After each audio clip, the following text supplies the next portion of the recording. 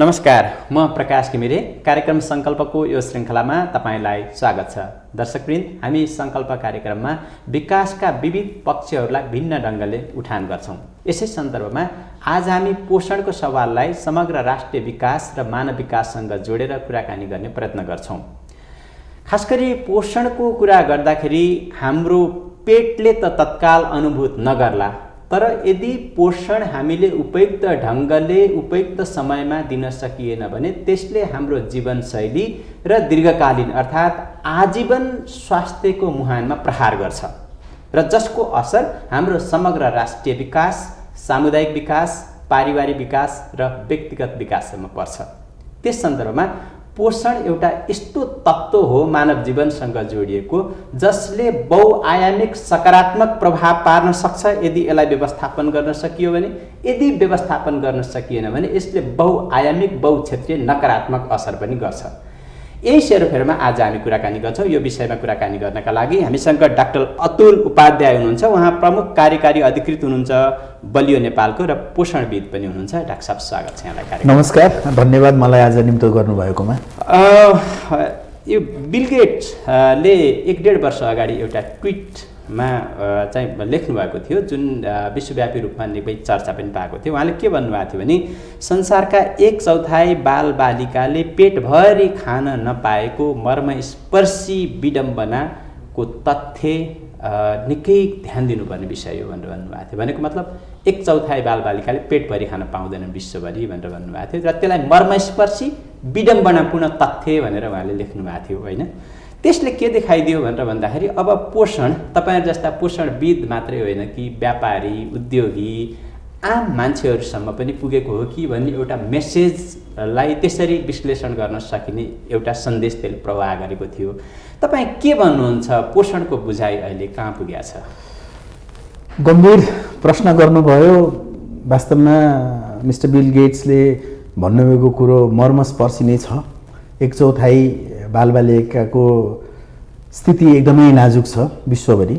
नेपालकै हकमा कुरा गर्नुहुन्छ भने पनि हाम्रो 2016 को तथ्याङ्कले उजागर गरिदिएको छ हाम्रो पोषणको स्थिति के छ, हैन? मेरो बुझाइमा चाहिँ पोषण अब मलाई जहाँसम्म लाग्छ 2009 मा चाहिँ एउटा एसेसमेन्ट भएको छ के पोषणको अवस्था हामी कहाँ छ एक्ज्याक्टली त्यो नेपालमा है। त्यो नागा भन्छ त्यसलाई, nutrition assessment and gap analysis भन्ने एउटा स्टडी भएको छ 2009 मा। यस हो, त्यो स्टडीले के थाहा पायो भने हाम्रो पोषणको स्थिति थाहा भयो नेपालको। अब के गर्नुपर्छ भन्ने थाहा भयो के, ग्याप एनालिसिस भयो नि त, होइन? कमी कमजोरी थाहा भयो। त्यसको आधारमा बहुक्षेत्रीय पोषण योजनाको निर्माण भयो। हजुरको मल्टी सेक्टर न्युट्रिसन प्लान भन्ने जुन बन्यो, होइन? पहिलो 2013 मा लागू भयो। त्यसमा आउँला मैले अहिले मान्छेमा बुझाइ कहाँ छ अहिले? पोषणविदहरूमा, विज्ञहरूमा मात्रै सीमित छ कि आम मानिसहरू समक्ष पुगेको छ पोषणको महत्त्वको बुझाइ? सो जुन तपाईँको प्रश्न छ, सोच कहाँ पुगेको छ भन्दाखेरि पोषण पौष्टिक तत्त्व चाहिन्छ भनेर एकदमै उजागर भएको छ र विशेष गरी विभिन्न सामाजिक सञ्जालहरूमा पनि यस्ता चर्चाहरू भयङ्कर भएको छ। तर त्यो सही दिशामा चर्चा भएको छ कि छैन भन्ने चाहिँ हामीले यसमा अलिकति थप अध्ययन नै गर्नुपर्ने हुन्छ कि यो सोचको जुन दिशा छ त्यो चाहिँ सही छ कि छैन चाहिँ हेर्नुपर्ने आवश्यकता छ। करिब 50-55 वर्षको समय भयो नीतिगत रूपमा राज्यले नै पोषणलाई एउटा विकासको एउटा पाटोको रूपमा जोड्नुपर्छ भनेको। यो समयको हाम्रो उपलब्धि के हो? एउटा उपलब्धि भन्नुपर्ने भने पुरुषोपना घटेको छ, बाल मृत्यु दर घटेको छ, होइन? त्यसपछि म्याटर्नल मोर्टालिटी जुन आमाको प्रजननको बेलाको मृत्यु दर घटेको छ, त्यसमा चाहिँ सङ्केत गर्ने ठाउँै भएन, एकदमै राम्रो उपलब्धि छ। तर त्यो उपलब्धि ठिक छ त कसरी हेरौँ भने पहिलो कुरो हामी जुन उपलब्धि हासिल गर्न सक्थ्यौँ त्यो लेभलको उपलब्धि हासिल गरिरहेको छ कि छैन, पहिलो कुरो त्यो। दोस्रो कुरो, हाम्रो जस्तै देश, हाम्रो जस्तै संरचना, हाम्रो जस्तै आर्थिक स्थिति भएका अन्य मुलुकहरूमा उपलब्धि कस्तो भएको छ त पोषणको क्षेत्रमा? यो रिलेटिभ कुरो हो क्या, सापेक्षको कुरो हो नि त यो। सो हामीले कम्पेयर गर्नु पर्दाखेरि हामी 57% थियौँ पुटकोपना 2001 मा, 36% मा झरेका छौँ हामी। पर्सेन्टेज पोइन्ट 16% घटेको छ। सुन्दा एकदम राम्रो सुनिन्छ, नसुनिने होइन। तर के त्यो हाम्रो जुन हामीले यदि प्रयास गरेको हामी 36 भन्दा अझै कममा हुन सक्दैनौँ थियौँ त? एउटा प्रश्न। दोस्रो प्रश्न, हाम्रो जस्तै मुलुकमा कुन रेटमा यो कुपोषणको समस्याहरू कम भइरहेका छन्, त्यो रेटमा हामी छौँ कि छैनौँ? अनि हामी अमेरिका जापानसँग नदाजौँ, हाम्रो जस्तै मुलुकका भनौँ न आर्थिक स्थिति भएका अन्य मुलुक, अफ्रिकी मुलुकहरू, एसियन मुलुकहरू, दक्षिण अमेरिकी मुलुकहरू हामी दाजौँ न। त्यो दाज्दा पनि म के भन्छु भने यदि मैले भन्नुपर्ने अवस्थामा भने हाम्रोमा पोषण सम्बन्धी चेतना चाहिँ अभिवृद्धि एकदमै भएको छ, तर जुन अङ्क जुन छ त्यो अङ्कमा चाहिँ अझ पनि सुधार हुन एकदम क्लियर आवश्यकता छ। हामीलाई एकदम निर्दिष्ट गरिएको छ कि मापदण्ड 2030 मा हामीले यहाँ पुग्नु छ, भेरी क्लियर, एकदम क्लियर छ है। त्यो मापदण्डमा त्यो जुन स्ट्यान्डर्डमा हामी पुग्न सक्छौँ कि सक्दैनौँ? 15% मा झार्नु छ। यस 15%, यस हो, त्यो सक्नु सक्दैन भन्ने हाम्रो ठुलो प्रश्न छ। हाम्रो दिशा ठिक छ? दिशा एकदम ठिक छ, दिशा एकदम राम्रो छ। गति चाहिँ म भन्न सक्दिनँ। गति चाहिँ यदि यो गतिमा जाने हो भने हामी सायद 22 देखि 23% मा पुग्छौँ। त्यो गति बढाउनलाई चाहिँ केलाई चाहिँ अलि स्टिमुलेट गर्नुपर्ने हो? 4 कुरालाई भन्छु म। स्टिमुलेट पहिलो कुरो के गर्नु पर्यो भने नेतृत्वको प्रतिबद्धता। नेतृत्व भनेको को? गुड, जो पनि हो। यसमा पहिलो नेतृत्व कसको हुन्छ? राज्यको हुन्छ। दोस्रो नेतृत्व हुन्छ नागरिक समाजको नेतृत्व हुन्छ। तेस्रो नेतृत्व हुन्छ प्राइभेट सेक्टरको, निजी क्षेत्रको नेतृत्व हुन्छ। यो तीनटाको नेतृत्वको चाहिँ प्रतिबद्धता चाहियो एउटा न्युट्रिसनको लागि एउटा त्यो हो है, एउटा त्यो हो। दोस्रो के हुन्छ भने तथ्याङ्कमा आधारित कार्यक्रमहरू ल्याउनु पर्यो, एभिडेन्स बेस्ड प्रोग्राम्स हैन। त्यो यस्तो होस्, यस्तो कार्यक्रम ल्याउनु पर्यो कि अब हामीले नेपालमा धेरै अनुसन्धान गर्नमा समय वा खर्च गर्नु साटो, समय वा अर्थ खर्च गर्नु साटो चाहिँ जुन एभिडेन्सेसहरू प्रमाणित भइसकेका छन् त्यस्ता कार्यक्रमहरू लागू गर्नु पर्यो, जुन कार्यक्रमले चाहिँ अन्य मुलुकहरूमा हाम्रो जस्तै सेटिङ भएका देशहरूमा चाहिँ त्यस्ता कार्यक्रम लागू गर्न सक्यो भने चाहिँ त्यो दोस्रो कुरो भयो, एभिडेन्स बेस्ड कार्यक्रम भयो। तेस्रो कुरोमा चाहिँ म के भन्न चाहन्छु भनेदेखि भने मानव संसाधन र प्रविधिको विकास गर्नु पर्यो। मानव संसाधन भन्नाले कस्तो भनेदेखि भने विकास भइ पनि रहेको छ है। अब त्रिभुवन विश्वविद्यालय, पूर्वाञ्चल विश्वविद्यालयले चाहिँ पोषण र डायटिसियन जुन आहारविद र पोषणविदहरू प्रत्येक वर्ष के भन्छ भने 40-50 को सङ्ख्यामा निस्किरहेको छन्। हेर्नुहोस्, ती पोषणविद र ती आहारविदहरूको समुचित के भन्छ भने प्लेसमेन्ट त्यो भएको छ कि छैन? र हामीसँग यस्तो अवसर छ। हेर्नु 753वटा पालिका छ हो, 7वटा प्रदेश सरकार छ, राइट। हामीले कम्तीमा पनि आधा 50% मात्रै पालिकामा चाहिँ ती पोषणविद र आहारविदलाई हामीले त्यहाँ के भन्छ भने प्लेसमेन्ट गर्न सक्यौँ भने त्यसले पुरै गाउँमा सिंहदरबार पुग्ने भन्ने कुरा यसरी पुग्छ क्या। भनेपछि त्यो पोषणसँग सम्बन्धित जनशक्तिलाई हरेक स्थानीय तहसम्म हामीले प्लेसमेन्ट गर्नु पर्यो, जनशक्तिको होइन, त्यो हो। अनि चौथो भनेको बजेट। हामीसँग आजको मितिमा न्युट्रिसनमा कति पैसा खर्च गर्यो राज्यले भनेर सोध्ने हो भने नि जवाब दिने ठाउँ बडा गाह्रो छ। किन? हामीसँग बजेटको कोड छैन न्युट्रिसनको। जो अर्थ मन्त्रालयको बजेट कोड हुन्छ न्युट्रिसनको, त्यो बजेट कोड भयो भने हामीलाई ठ्याक्कै थाहा हुन्छ। तर एउटा कुरा डाक्टर साहब यहाँले 4वटा कुरा चाहिँ उठाउनु भयो, त्यसले चाहिँ हामी दिशा ठिक छ, गतिलाई बढाउन सकिन्छ। यी 4वटा पक्षहरूलाई हामीले अलिकति ऊर्जाशील बनायो भने हाम्रो गति पनि बढ्छ र अनि हामी टार्गेटमा पुग्न सक्छौँ भन्ने कुरा एउटा हो। बजेटको कुरा गर्दाखेरि यहाँले बजेट कोडको कुरा गर्नुभयो। फेरि न्युट्रिसन त आफैमा बहुपक्षीय मल्टिडिसिप्लिनरी होला, त्यसलाई कसरी कोडिङ गर्न सकिन्छ? विश्वमा त्यो किसिमको एउटा सिस्टम डेभलप भएको छ बजेट कोडिङ? एब्सोल्युटली छ, नभएको होइन होइन। विभिन्न मुलुकहरूमा छ होइन त्यस्ता कोडहरू, बजेट कोडहरू। कस्तो हुन्छ भने नि यहाँ कस्तो हुन्छ नि प्राथमिकतामा पर्छ क्या यदि बजेट कोड भयो भने। म एउटा इक्जाम्पल दिन्छु यहाँलाई। हाम्रो जुन एनएसएनपी छ, यो बहुक्षेत्रीय पोषण योजना, मल्टी सेक्टर न्युट्रिसन प्लान, उसको मेन एम भनेको पोषण हो, टार्गेट, राइट। उसको अन्य क्षेत्रहरू हेरौँ, कृषि छ, स्वास्थ्य छ होइन, शिक्षा छ, वास छ, होइन, थुप्रो छ नि होइन, थुप्रो सेक्टरहरू छ।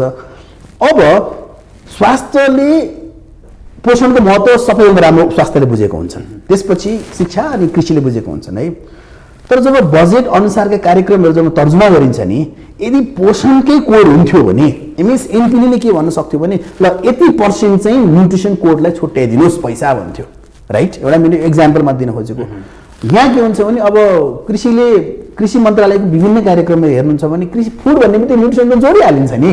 यदि त्यस्तै कुरा गर्ने हो न्युट्रिसन के छ तपाईँले नै भन्नुभयो होइन यो त बहुआयामिक हो होइन यदि जोड्ने हो भने त जेसम्म जोड्न मिल्छ न्युट्रिसनलाई तर रियल त्यसले इम्प्याक्टफुल काम गर्न सकेको छ कि छैन त मेरो त सुझाव के छ भने राष्ट्रिय योजना आयोगको तर्फबाट चाहिँ कस्तो प्रस्तावहरू जानु पर्यो भने सर्टेन सम्बन्धित मन्त्रालयहरूलाई चाहिँ तपाईँहरू यति % चाहिँ न्युट्रिसनलाई छुट्याइदिनुहोस् यदि हामीलाई 2030 को लक्ष्य प्राप्त गर्नु मन छ भने है छैन किताबमा मात्र लेख्ने हो भने त केही पनि असर परेन होइन तर यदि हामीले 2030 को पोषण सम्बन्धी लक्ष्यहरू एकदम प्राप्त गर्ने हो भने मैले भने चाडकरमा बजेट असाध्यै महत्त्वपूर्ण कुरा खेलिन्छ हेर्नुहोस् है त्यो बजेटलाई चाहिँ हामीले कोडिङ गर्ने सिस्टम भइदियो भने है त्यो भयो भने चाहिँ मन्त्रालयहरू बाध्यकारी भएर पनि पैसा छुट्याउँछन् नि पैसा छुट्याउँछ कार्यक्रम हुन्छ नि त्यो तल्लो तहमा पनि जानु पर्यो प्रदेश र स्थानीय तहमा पनि जानु पर्यो संहिता भनेकै त्यो जानै पर्छ 753 पालिकामा हुनुपर्छ यस्ता कुराहरू बजेट पनि छुट्याइयो हजुर खर्च केमा गर्ने न्युट्रिसनको सामान किन्न पोषण किन्न सचेतना सम्पूर्णमा गर्नुपर्छ केमा गर्नुपर्ने खर्च केमा भन्नु त पहिले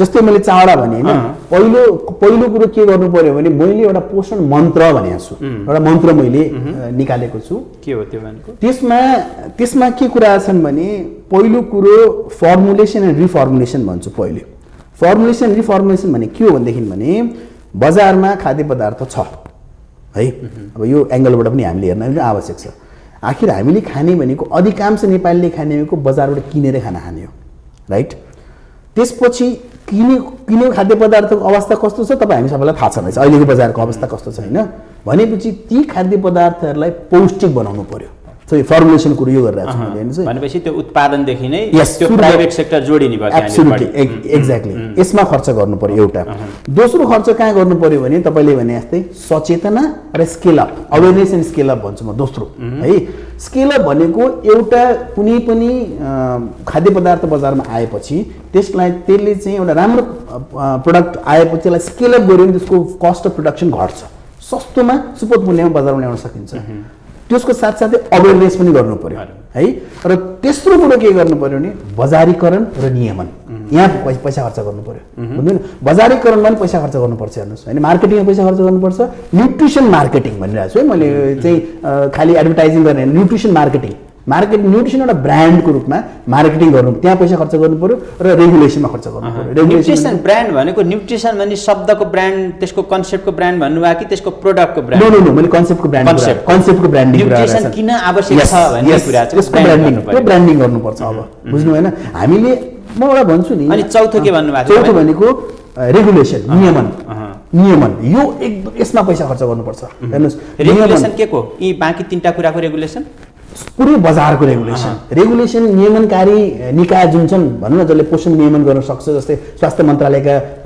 मातहतका कार्यालयहरू कृषि मन्त्रालय मातहतका कार्यालयहरू हैन ती कार्यालयहरूको क्षमता यसरी अभिवृद्धि गर्नु पर्यो कि उहाँहरूले नियमन गरेको खाद्य पदार्थ के होस् भने नि एउटा आम नागरिकलाई एउटा खाद्य पदार्थ किन्दाखेरि ढुक्क होस् क्या यो खाद्य पदार्थ सेफ छ मलाई खानाले असर गर्दैन यो पौष्टिक छ र सस्तो छ हाम्रो आनी बानी खास गरी खानपिनसँग जोडिएको आनी बानीले पनि पोषणको तपाईँले अघि जुन ब्रान्डको कुरा गर्नुभयो त्यसलाई निकै नै प्रभावित पार्ने गर्छ कस्तो छ हाम्रो नेपालीहरूको आनी बानी खानपिनको आनी बानीलाई पोषणको दृष्टिकोणबाट हेर्दाखेरि ओके गुड यहाँ दुई तीनवटा नेपाली भनेपछि म दुई तीनवटा क्याटेगोरीको नेपाली भनेर सोध्छु क्या एउटा को नेपाली सोध्छु भने तपाईँ हामी जस्तो कर्मचारी नेपाली जागिरी हैन जो चाहिँ बिहान उठ्यो 9 बजे 9:30 बजे अफिस पुग्नु पर्ने छ हाम्रो दिमागमा के हुन्छ देखेर भने मलाई 9 बजेको अफिस पुग्नु छ मलाई पेट भर्नु छ राइट एउटा त्यो नेपाली छ अर्को नेपाली कस्तो छ भने नि खानै नपाउने नेपालीहरू छन् है गरिबी छ हामीसँग उनीहरूलाई पनि हामीलाई चाहिँ पेट भरेर अफिस जानु छ उनीहरूलाई चाहिँ छाक तार्न पाए भन्ने पुगे भन्ने नेपाली छन् त्यस्ता खाले नेपाली पनि छन् यस्ता खाले नेपाली पनि छन् जसले थालमा खाना फालेर हिँड्ने नेपाली पनि छन् यो मुलुकमा राइट सो मैले पोषणको बारेमा नेपालीको आनी बानी सोध्नु छ भने नेपाली यस्तै यो तीनटै नेपालीले के भनिरहेको छ भनेदेखि भने पेट भर्न पाए हुन्थ्यो रियालिटी हो वास्तविकता हो यो पहिले पेट भरेपछि नै हामी पोषणको कुरा गर्न सक्छौँ हेर्नुहोस् है गरिबी एकदमै इम्पोर्टेन्ट कज हो क्या यो गरिबी भन्ने चिज है सो हामी नेपालीले के भन्छौँ पेट भर्न पाए हुन्छ भन्छौँ हामी सबै समग्रतामा पोषणको बुझाएका गरिब छौँ यदि हुँदैन थियो भने आधा मुलुक रक्त अल्पतामा पर्थ्यो 53% आधा मुलुक चाहिँ तपाईँको रक्त अल्पताको समस्या छ ल हेर्नुहोस् यदि गरिब थिएन पोषणको बुझाइमा पोषणको सोचाइमा भने 36% हाम्रो भनेको के हो थाहा छ तपाईँलाई? पुड्कोपना वर्षको करिब 6-7 लाख बालबालिका जन्मिन्छन्, करिब 8 लाख जति भन्छ हैन, 8 लाख हैन। त्यसको 36% भनेको कति हो? 2.5 लाख। 2.5 लाख त त्यो जन्मिँदै चाहिँ के छ भने त्यो पुड्को भयो। तपाईँले नेपालको नक्सा हेर्नुहोस्, 7वटा प्रदेश हेर्नुहोस्, 5वटा प्रदेशमा रातो छ, 30% भन्दा माथि कुपोषण स्टन्टिङ पुड्कोपना है। बागमती प्रदेश र गण्डकी प्रदेश मात्रै पहेँलो छ, कति थाहा छ? 30% छुन आँटेको छ। यस्तो छ हाम्रो स्थिति। जब प्रत्येक नागरिकले माग गर्छन् क्या हामीलाई पौष्टिक खाद्य पदार्थ सुपथ मूल्यमा चाहियो भनेर जब माग हुन थाल्छ नि, त्यसपछि निजी क्षेत्र उत्पादक पनि बाध्य हुन्छ त्यस्तो कुरा ल्याउनको लागि बजारमा। त्यो माग हुनको लागि त पहिले न्युट्रिसन बुझाइ हुनु पर्यो, न्युट्रिसन ब्रान्डिङ हुनु पर्यो, बुझ्नु पर्यो नि आम नागरिकले। मलाई जे पाएको छ बजारमा हुन्छ म खाइदिन्छु भन्यो भने त पाइहाल्छ, त्यस्तै कुरा त आउँछ नि। त्यो जङ्क फुड प्रतिको डिपेन्डेन्सी, त्यसको आकर्षण, त्यसको कन्जम्सन, त्यसको निर्भरता जुन एउटा कल्चर नै आएको छ नि, त्यो कस्तो छ? कसरी हेर्नुहुन्छ त्यसलाई? चिन्ताजनक, एकदमै चिन्ताजनक छ। यो न्युट्रिसन प्रोफाइलिङ भन्ने मोडलहरू हुन्छन् क्या, बुझ्नु भएन? यो उमेर समूहले यस्तो पोषण खानु पर्यो, यो उमेर समूहले यस्तो खानु पर्यो भनेर विभिन्न प्रोफाइलिङ मोडलहरू दिएका हुन्छन्। त्यसको आधारमा चाहिँ बजारमा उपलब्ध भएका आजका मितिका खाद्य पदार्थहरू हाम्रो अध्ययनले के देखाएको छ भने 80% चाहिँ बालबालिका 2 वर्षभन्दा मुनिका बालबालिकाको लागि त्यस्ता खाद्य पदार्थहरू उचित हुँदैनन् भन्ने देखाएको छ। हेर्नुहोस् है, त्यसले गर्दाखेरि एकातिर माइक्रोन्युट्रिएन्ट र सूक्ष्म पोषक तत्त्वको कमी, भिटामिन मिनरल्सको कमी छँदैछ। अर्को डर पनि के भइरहेको छ भने नि मोटोपना बढ्ने डर भइरहेको छ। एरिस्टोक्र्याटले जमाना भनेको थिएन नि यो कुरा त, कि वाट के अरे we are what we eat, हामी के हौँ जे खान्छौँ हामी। हाम्रो वैदिक संस्कृतिमा भनेको कुरा हो नि त, यो त आजभन्दा 10,000 वर्ष अगाडि आइसकेको कुराहरू हुन्। अन्त बजारमा जे पाइन्छ त्यही खान्छौँ। जस्तो यदि राम्रो चिज पायो भने हाम्रो शरीर राम्रो हुन्छ, नराम्रो चिज खायो भने नराम्रो चिज हुन्छ। एक्ज्याक्टली कुरो त त्यही हेर्नुहोस् होइन। सो अहिलेको समस्या भनेको सिर्फ भिटामिन मिनरल्सको कमी मात्रै होइन कि मोटोपना बढ्ने, एनसिडी जो नन कम्युनिकेबल डिजिज छ त्यसको पनि सम्भावना बढिरहेका छन्। र त्यसले गर्ने अल्टिमेटली के हुन्छ भने प्रकाश सर, अल्टिमेटली हुन्छ राज्यको भार नै राज्यलाई आर्थिक भार परेर आउँछ। हेर्नुहोस्, किनभने तपाईँको जब त्यो जुन कार्य गर्ने क्षमता घट्छ होइन, उसको खर्च चाहिँ उसको शरीरमा केमा, उसको दिमागमा लगाउनु पर्ने समय चाहिँ उसले केमा लगाइरहन्छ, शरीरको विभिन्न एनर्जी चाहिँ उसको रोगसँग लड्नको लागि एनर्जी त्यहाँ खर्च भइरहेको हुन्छ।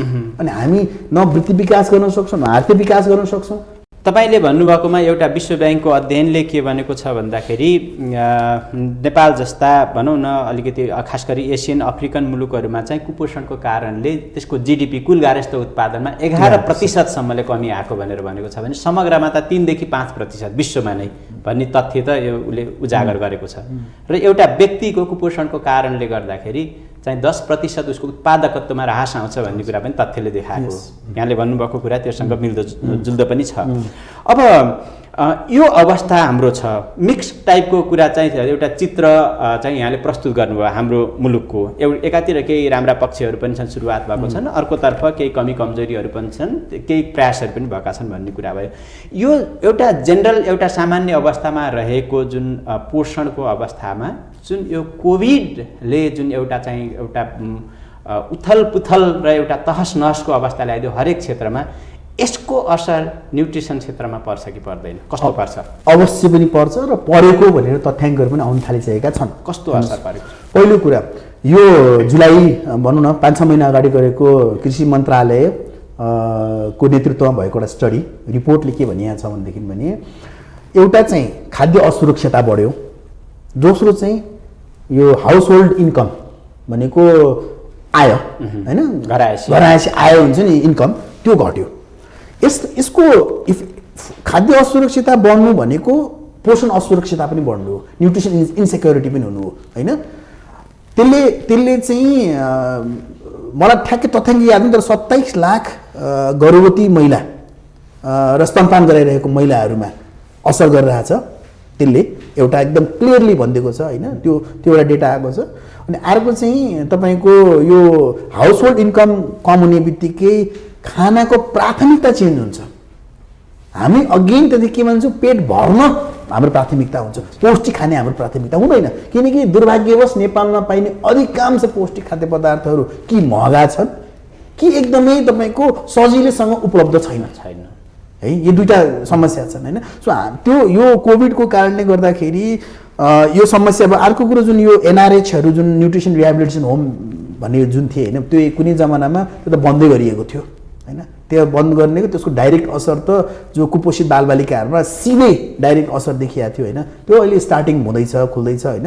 तर कोभिड-19 को असर पोषणमा एकदमै नराम्रोसँग परेछ, दीर्घकालीन असर पर्छ यसले। केवल यो भन्नुहोस् न, यो अन्य आर्थिक क्षेत्रमा जसरी यसले तहसनस गरेको छ कोभिडले, पोषणको क्षेत्रमा पनि गरिरहेको छ। त्यो हाम्रा एक्जिस्टिङ जुन नीति नियमहरू छन्, साबिकका नीति नियम जस्तो MSNP 2 छ हामीसँग, त्यसै गरी अन्य किसिमका सेक्टरल पोलिसिजहरू छन्, त्यसले यसलाई अहिलेको अवस्थालाई सम्बोधन गर्न सक्छ कि सक्दैन?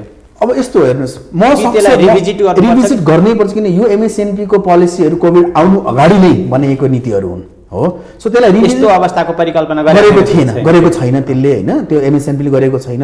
तर अहिले MSNP का साझेदारहरू जो हुनुहुन्छ, चाहे राज्य होस् या गैर राज्य निकायहरू हुन्, उहाँहरूले काम चाहिँ गरिराख्नु भएको छ। फेरि कोभिड-19 लाई चाहिँ न्युट्रिसनलाई असर गर्ने उनीहरूले जस्तै उदाहरणमा दिन्छ होइन, हरेक हप्ता कोभिडको बेलामा चाहिँ हरेक हप्ता एउटा न्युट्रिसन को चाहिँ कमिटीको मिटिङ बस्थ्यो नेपाल 7 प्रदेशको जुमबाट।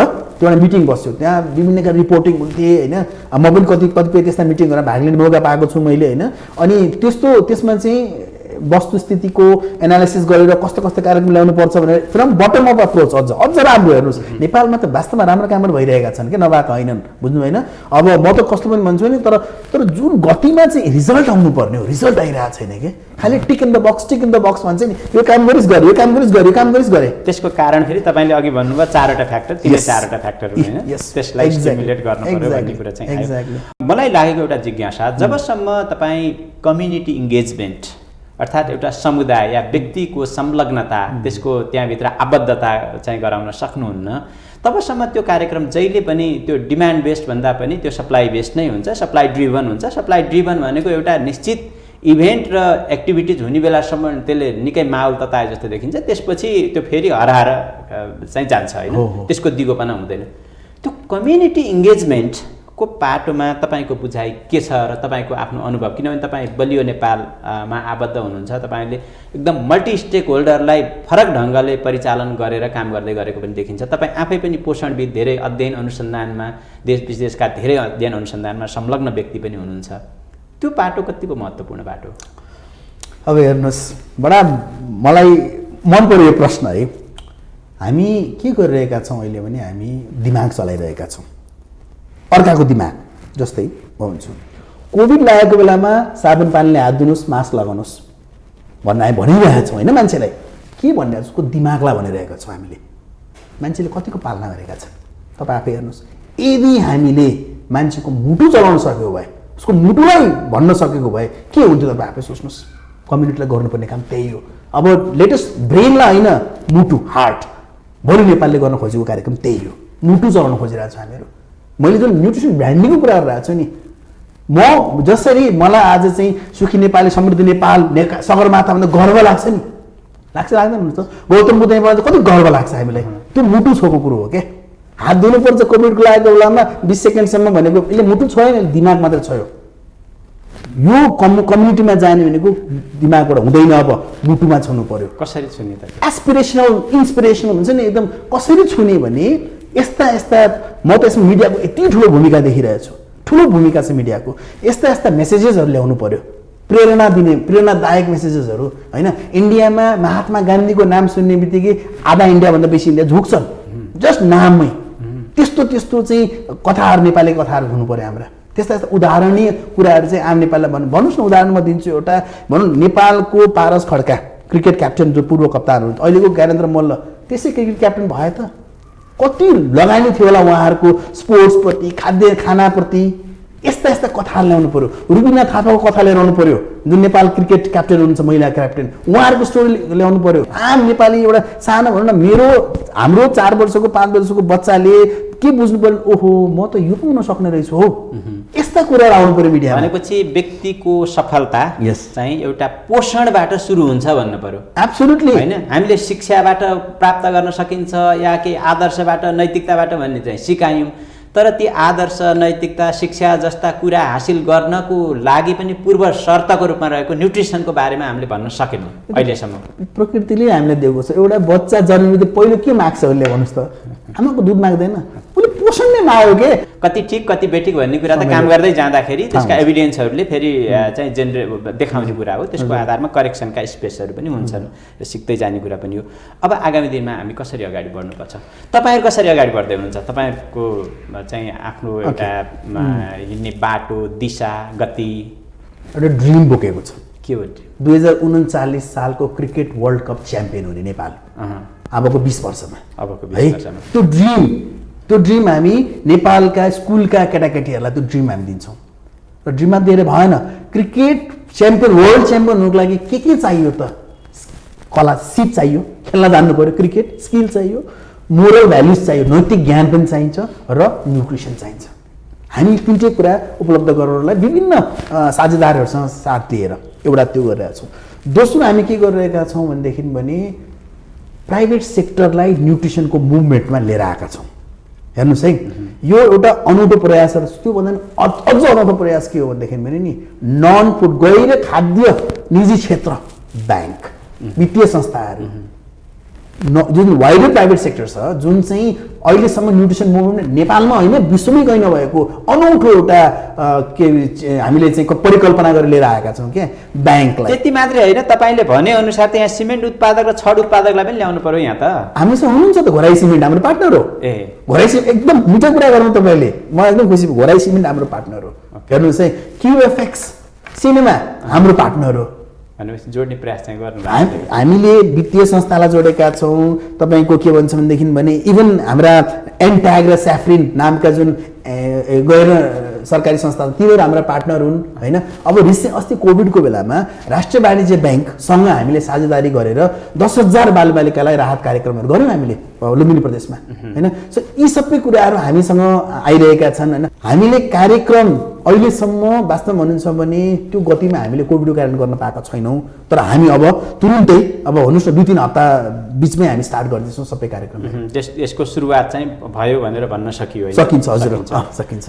आज यहाँले जुन समय दिनुभयो, जानकारी दिनुभयो, यसको लागि यहाँप्रति आभार व्यक्त गर्छु। धन्यवाद, धेरै धेरै धन्यवाद। र तपाईँको यस मिडिया मार्फत चाहिँ म पोषणलाई एउटा ब्रान्डिङ गरौँ भनेर म अपिल गर्न चाहन्छु आम नेपाली नेताहरूलाई, जनताहरूलाई। र म के पनि रिक्वेस्ट गर्न चाहन्छु भने आम नेपाली नागरिकले के माग्न थालौँ भने हामीलाई स्वच्छ पौष्टिक खाद्य पदार्थ सुपथ मूल्यमा बजारमा ल्याउनु पर्यो भने माग पनि सुरु गरौँ। धन्यवाद। धन्यवाद। हस्त दर्शकवृन्द, यही कुराकानीका साथ आजको सङ्कल्प कार्यक्रम यहाँ टुङ्ग्याउँछौँ। अर्को हप्ता फेरि यस्तै विषयवस्तुमा गरिने कुराकानीका साथ तपाईँ हाम्रो भेटघाट हुन्छ। आजलाई बिदा दिनुहोस्। नमस्कार।